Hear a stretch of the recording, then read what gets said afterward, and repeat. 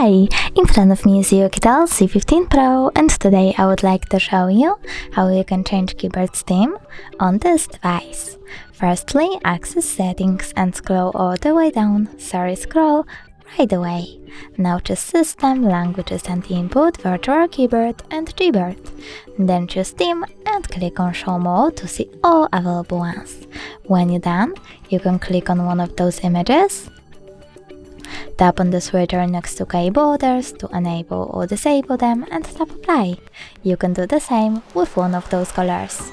So now when I go back and try to access my keyboard, I can see that theme of it has changed.